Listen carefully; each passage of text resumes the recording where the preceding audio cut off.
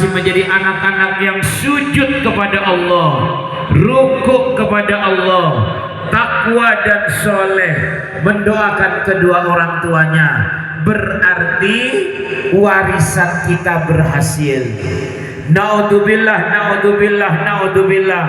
30 tahun yang akan datang, orang tuanya sudah masuk kuburan, anaknya lupa kepada orang tuanya, bahkan lupa kepada ibadahnya, lupa kepada amal solehnya.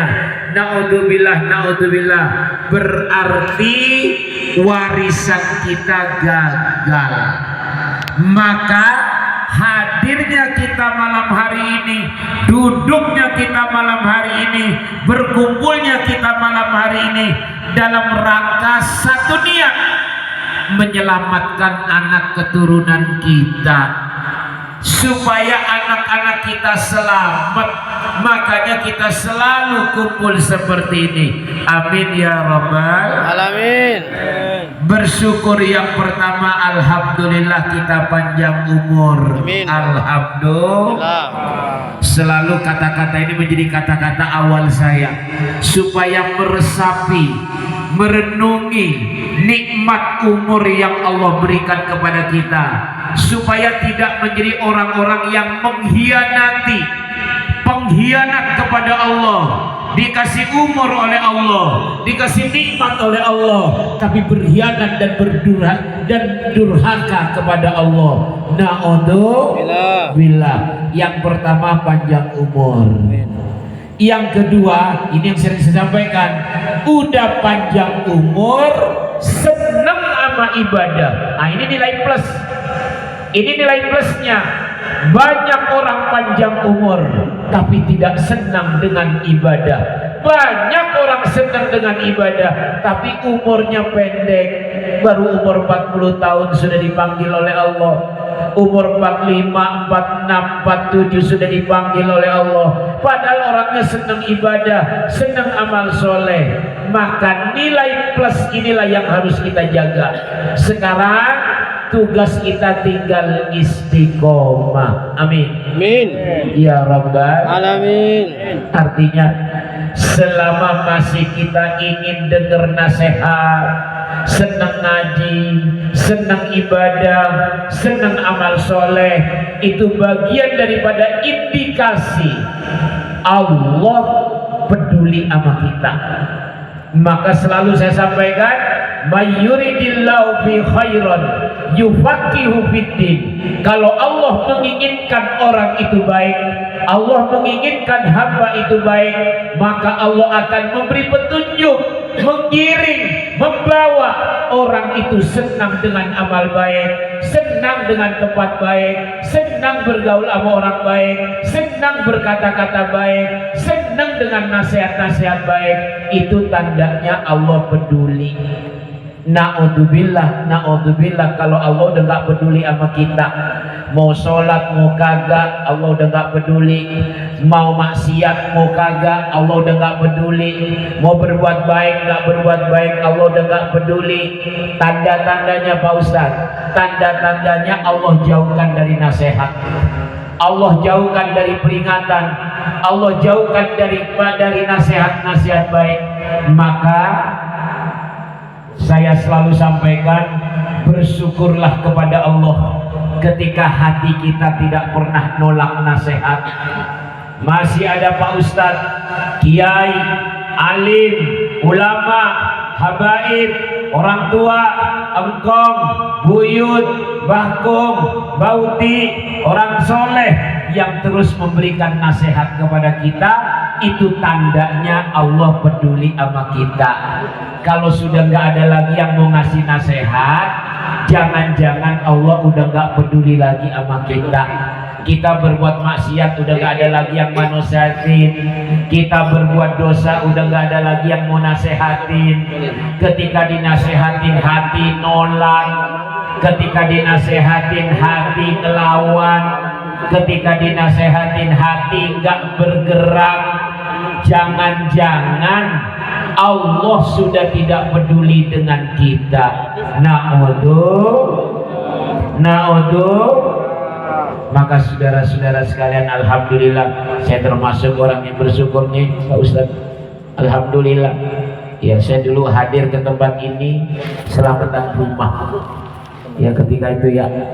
Setelah itu selama angkat ke sini nih, sekarang ke sini dalam rangka mendoakan anaknya. Alhamdulillah. Terakhir.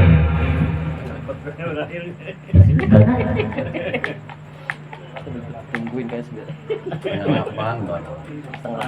nanti di absen sama kayak Dedi. Mana Pak Ustadz Malik? Pak Holik ini di absen sama kayak Dedi. Itu yang selalu di absen. Baik, ini langsung untuk Pak Yogi dan Bu Indah. Ketika pernikahan ada nasihat khusus pernikahan.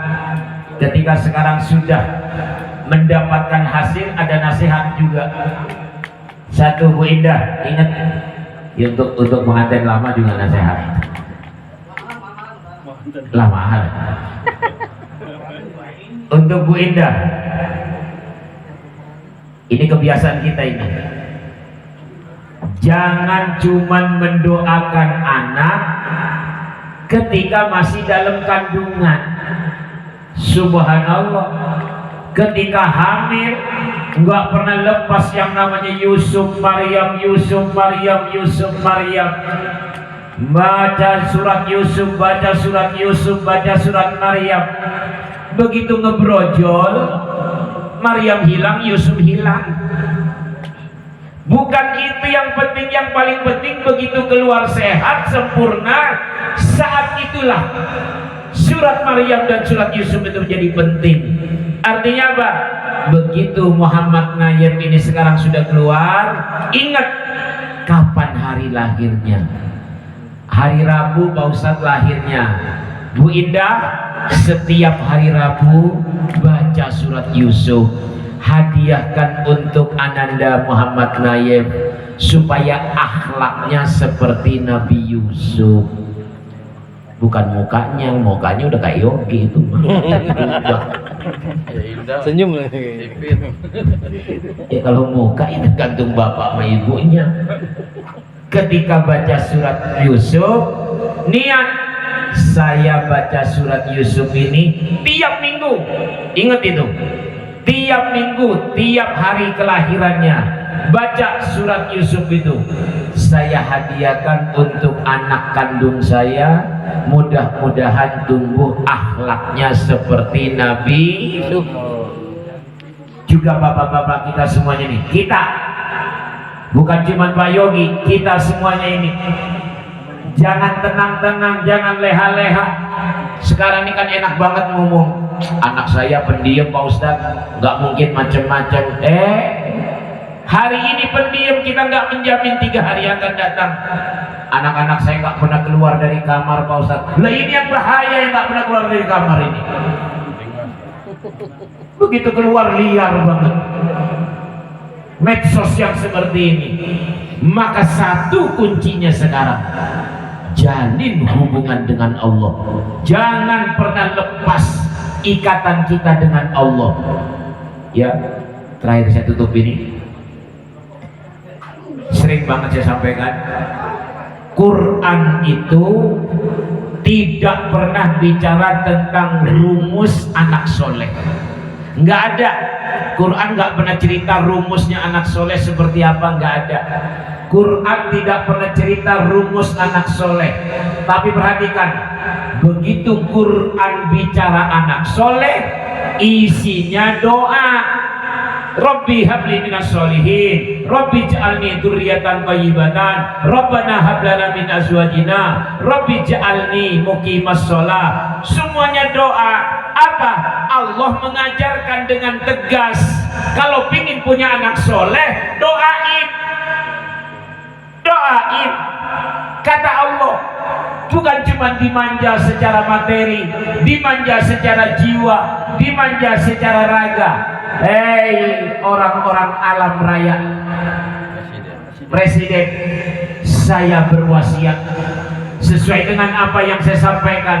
Kalau pingin punya anak soleh, Quran ngasih petunjuk, isinya doa, bangun tahajud, sujud kepada Allah, lalu minta perlindungan. Anak itu tumbuh bukan cuma saat ini, nanti begitu besar. Setelah nikah, kita meninggal, anak kita tetap menjadi anak-anak yang istiqomah. Amin. Jelas? Jelas ya? Ini tergantung tirakat orang tua nih. Kalau orang tuanya malas tirakat, jangan mimpi punya anak soleh, soleha. Ingat, orang tuanya harus rajin tirakat. Sekarang ini cobaannya bukan cuma sekedar internal, eksternal, lebih sadis cobaannya kepada anak-anak kita ini. Ujiannya bukan cuma dari dalam, tapi dari luar. Maka satu pegangan kita sekarang, berdoa kepada Allah, bangun malam tahajud, lalu minta perlindungan kepada Allah. Jelas semuanya? Jelas apa tidak? Diamalkan ya.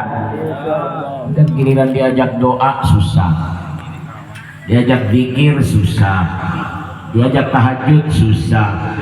Tapi mimpi punya anak soleh. Ayo, orang tuanya sekarang yang harus tirakat.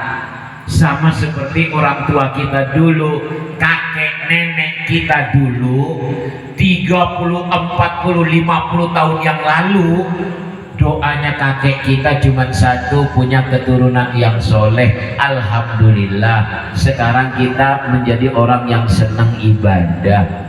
Ini doanya orang tua kita, doanya kakek nenek kita di kampung dulu. Sekarang tugas kita berdoa. Jelas? Jelas atau tidak? Sudah 15 menit katanya. Masih hujan apa enggak? Kalau enggak hujan pulang. Enggak, terang. Hah? Jelas atau tidak? Jelas atau tidak?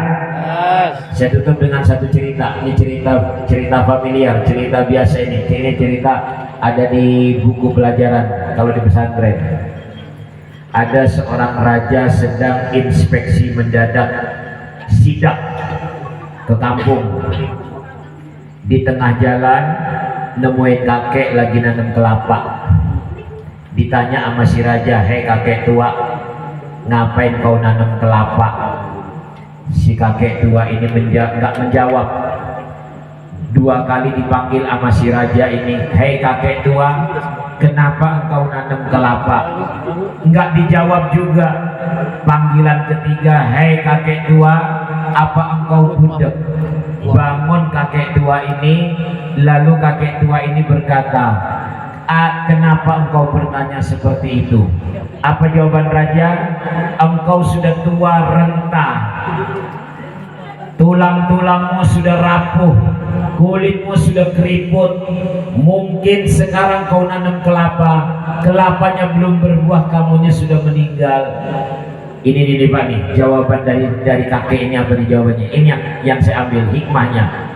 Apa kata kakek ini? "Qad gorosaman qoblana fa'akalna wa nagrisu nahnu liyakula man ba'dana." Telah menanam orang-orang sebelum kami, lalu kami makan. Sekarang saatnya kita yang nanam supaya dimakan oleh orang-orang setelah kami meninggal. Telah mengajarkan agama kepada kami, sehingga sekarang kita menjadi orang yang beragama. Tugasnya sekarang mengajarkan agama kepada kebawahan kita, supaya nanti bawahan kita bisa mengajarkan agama kepada orang setelahnya. Ini yang dapat saya sampaikan. Kurang lebihnya mohon maaf.